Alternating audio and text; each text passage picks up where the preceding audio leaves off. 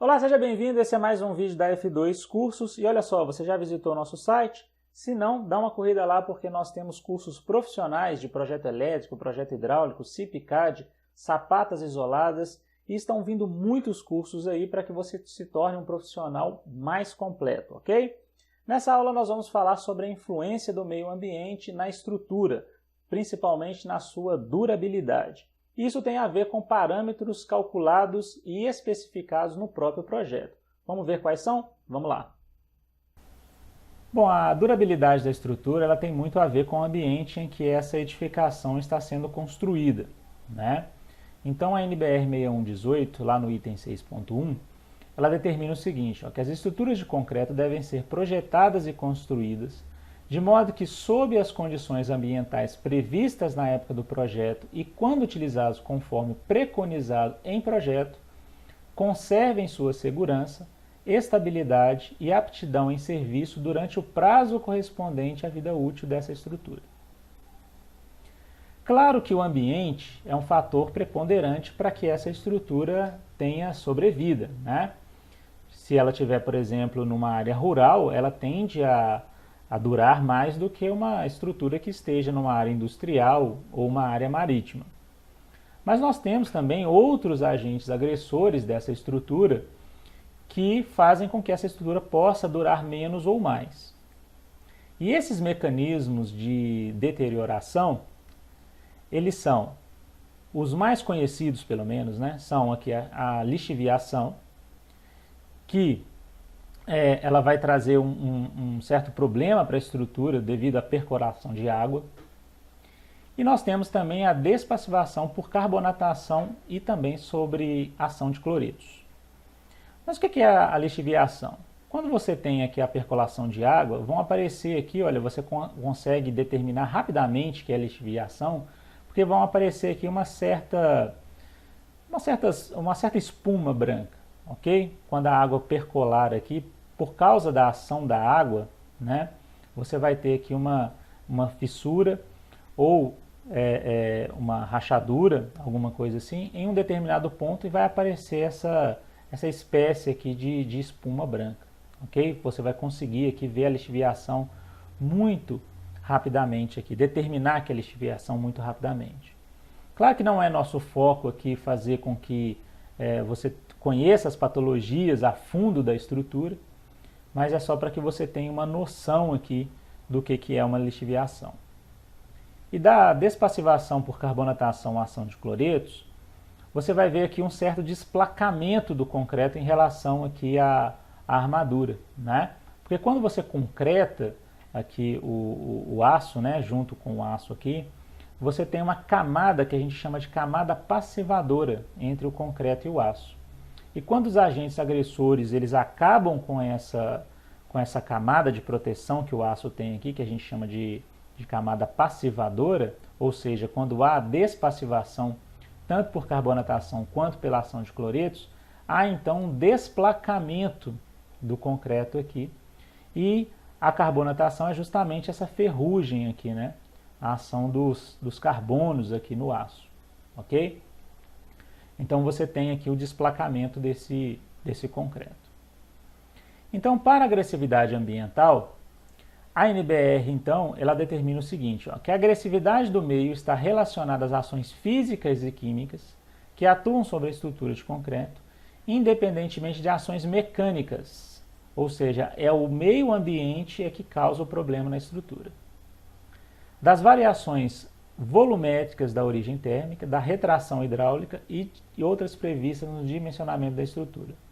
Ou seja, a agressividade ambiental ela não tem a ver com somente o dimensionamento das estruturas, ela tem a ver muito mais com o ambiente, né, com os agentes agressores, do que com as formas de retração e dimensionamento da estrutura.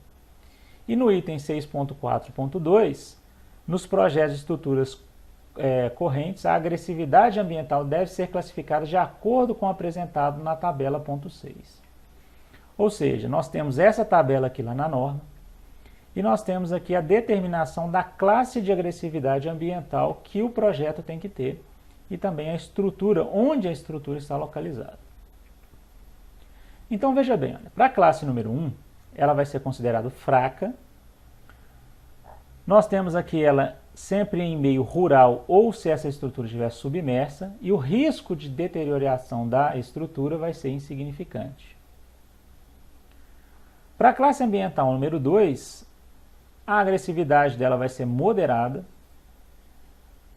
Nós temos aqui ela sempre a edificação em centros urbanos e o risco de deterioração vai ser pequeno. Veja, olha, que boa parte aqui das construções, né, estão em áreas urbanas, então a classe de agressividade ambiental geralmente aqui vai ser 2, ok? Se você tiver então uma edificação em área marinha ou industrial, vai ser a classe 3. E industrial com respingos de maré também vai ser a classe 4. E nós vamos ter aqui tanto a agressividade forte ou muito forte, e o risco de deterioração vai ser grande ou muito elevado. Ok? Mas vamos ver aqui então alguns parâmetros em respeito ao concreto em si que temos que utilizar nos nossos projetos. Então veja bem, ó, lá na NBR 6118, no item 7.4.2, nós vamos ter o seguinte, ó, ensaios comprobatórios de desempenho da durabilidade de estruturas frente ao tipo de classe de agressividade ambiental que nós vimos anteriormente, prevista no projeto, devem estabelecer parâmetros mínimos a serem atendidos. E na falta desses parâmetros, a gente pode utilizar a tabela 7.1, que é essa aqui que você está vendo. Então veja bem, olha, se eu tenho aqui o concreto, o tipo dele ele pode ser CA, que é concreto armado, ou ele pode ser CP, que é concreto protendido. A tabela funciona para os dois tipos. Então nós temos uma relação água-cimento que é muito importante na resistência do concreto. Então, aquela história de colocar mais água não é uma boa pedida, né, para a resistência do concreto. Se você coloca mais água aqui no concreto, você diminui a resistência dele. Então, aqui na tabela 7.1, você tem essa relação entre água e o cimento em massa, né? Então, para aquela classe de agressividade ambiental 2, ó, que é a que mais a gente vai utilizar, nós vamos ter uma relação aqui, olha, de menor ou igual a 0,60 para o concreto armado e menor ou igual a 0,55 para o concreto protendido. No nosso caso aqui do curso, olha, nós vamos determinar que é 0,60 aqui o máximo que a gente vai poder utilizar, né?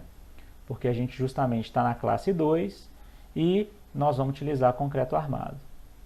E para essa classe 2 eu tenho que utilizar então um MPa mínimo para o concreto, que no nosso caso aqui, olha, o mínimo do concreto armado vai ser C25, ou seja, 25 MPas. Essa classe de agressividade aqui, ela também vai determinar os cobrimentos, né? Então, quando a gente for falar sobre cobrimento, né, quando a gente for estiver dimensionando uma peça, por exemplo, e a gente for dar um exemplo de cobrimento, você vai ver que essa classe de agressividade ambiental, ela vai determinar qual que é o cobrimento que cada peça vai ter.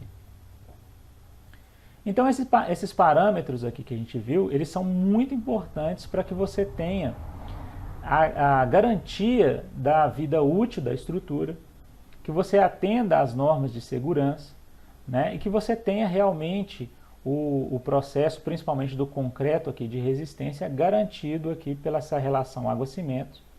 E você tem que indicar tanto a relação de água-cimento quanto o FCK do concreto no seu projeto. Ok? Muito bem, chegamos ao final da nossa aula e na próxima aula nós vamos falar sobre as cargas aplicadas à estrutura e assim podemos iniciar o nosso dimensionamento. Ok? Gostou? Se gostou, deixa de curtir aqui no nosso vídeo. Aqui no card em cima você pode assistir as outras aulas. Não deixe de curtir nossa página no Facebook e no Instagram.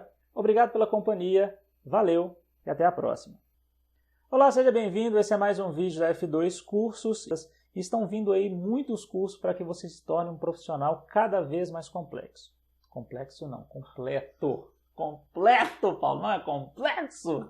Ele pode até ser complexo, mas ele tem que ser mais completo. Ai, meu pai do céu. A gente até não sabe fazer vídeo não, mas a gente se diverte, a gente se diverte. Eu vou colocar isso aqui nos erros de gravação, sério mesmo.